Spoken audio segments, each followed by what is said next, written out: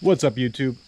I have a couple family members have asked me why I'm doing what I'm doing, and it's one, I have a obsession with cars to a very unhealthy level. I've had this Supra for 10 years, almost 10 years, and I love the body style. I think this is absolutely the best car ever designed. I understand a lot of people think I'm wrong, and I just think that the engine was very unreliable. Beautiful sounding. Absolutely love the sound of it. Just, you know, the sound was great when it was running. So the whole point is I want to show you guys that with an extremely low budget, you can take a car and you can flip it. And you can put it towards your other projects you have so that you can, at least the hobby will pay for itself, and maybe it'll help you pay for your rent or your mortgage, or, you know, put a little bit of extra food on your table. And in the spirit of things, I want to say that it's very important to keep an eye out for things that you can save, whether it's a car or maybe an old tool, something that can help you along the way. And it's very important to keep things that help you kind of in the foresight of your mind, the you know what I mean. This right here is something that I found at a scrapyard, and it was all in one piece, and it was about to be, you know, thrown off of a truck. I bought it from the guy for absolutely nothing. Literally the value of scrap, and which right now is nothing. This is all stainless steel. Even the stuff that's painted is stainless steel, and you can see just how big it is. This is an old fume hood, and what it's going to do for us is, you know, you can get a powder coater that has the same amount of volume of space, and that powder coater will cost you like almost 13 grand for what that can do. I mean, the blower for that to keep the air circulating and filtered is huge, absolutely huge. And it's got a glass door. You know, it's a fume hood. It's, you know, brand new. Those go for that particular style, although that one's from the 80s. Brand new, they go for about $65,000.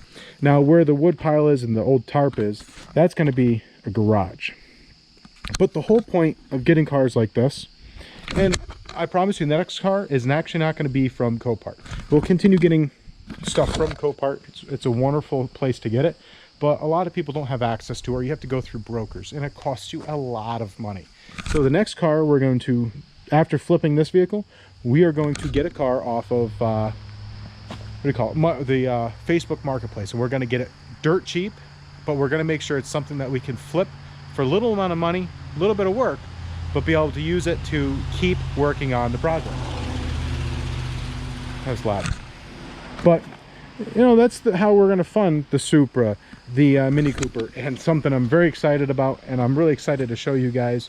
If you're on the Patreon, which is a perfect opportunity. If you want to help support the channel, we do have merchandise. We have Patreon, which is a good way to keep the lights on, if you will. And the biggest way you can help is to like, comment, and share. Spread the content around. Maybe I can help some people, or at least you can, you know, tell your friends, and we can all go on the journey of building cars, which, I mean, is my dream.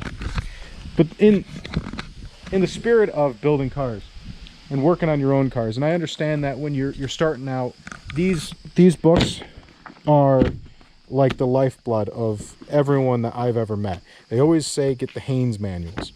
Now, this was my dad's Jeep, and this is going to be a project down the road, but I do drive this daily. These are my two daily drivers. It does need a lot of work, and I hate to see this thing continue to deteriorate, and I would really love to take you guys. I've had this for years. I was at the car dealership when my dad bought it, brand new. And it's a collector edition, no less. It's a Golden Eagle, and I want to keep this thing running and on the road. So eventually, probably in the spring, we're going to tear that thing down, and we're going to fully just get right into it. But back to this. I picked this up when my dad he gave it to me for literally for $500. I mean, he's awesome, you know. And it was, I also have to point out, he didn't take the $500. It was $500 to a charity. So my dad's awesome. I do very much appreciate it. And I did pick this thing up, and I was flabbergasted. Almost none of this was actually useful for this vehicle. It's from 1987, which, if you guys are at all familiar with Jeeps, this is a TJ. That's not a TJ. So I understand that they're similar, but they're really not. The suspension's totally different. So trying to find anything in here it's remotely useful, this is an absolute junk. I mean, this has been sitting in my garage, and I looked through it once, and that's what I feel about it. This is a 1979 through 1992 Toyota Supra user manual. I've had 6 Toyota Supras over the years, and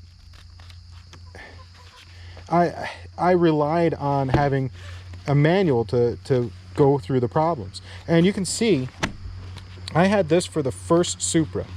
And you can see, if I can get my hands on it, well, you can see how much I've used it just with the wear on it and the oil. But if you're gonna be serious about working on a car, don't put yourself through those Haynes manuals. They're a total waste of time. When I bought this was a brand new book. And not only did I wear it out, but I wore it out so much that I had all these right here to show me where all the different things were. But I'll tell you, I've used this so much that the binding broke on it. I've gone through 5 cars with this book. Every single problem you can ever encounter. This was $59.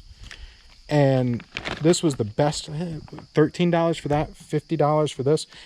Some of them are a lot more expensive, don't get me wrong, but I've used this for every single problem that you could ever encounter in a Toyota Supra of the 3rd generation. Every single problem.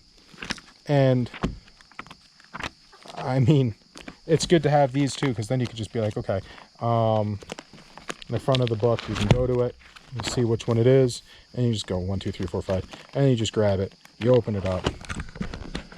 Oh, the only section I never used was the automatic transmission. That car came with an automatic transmission. I immediately took it out, put a manual in. One of the worst things I've ever done. Not because a manual transmission wasn't a better choice, but boy, that was such a pain in the ass. So I guess really what I want to drive home is get a proper manual for your car, especially the year. Like, this is a 1989, and I did use it for a 1987, which, not 87, 88, which the electronics are, almost everything it's very close, but it's not exact.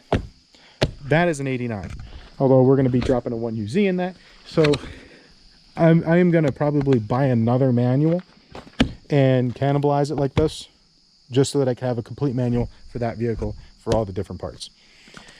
So, and I know a lot of people swear by these, but they're truly not worth the paper they're written on. They're totally useless. So if you're interested in helping out the channel, remember, like, subscribe, do yourself a favor. I know you can get I think it's a 1990 or 1992 version of this for free online. I'll put a link down below. It's just,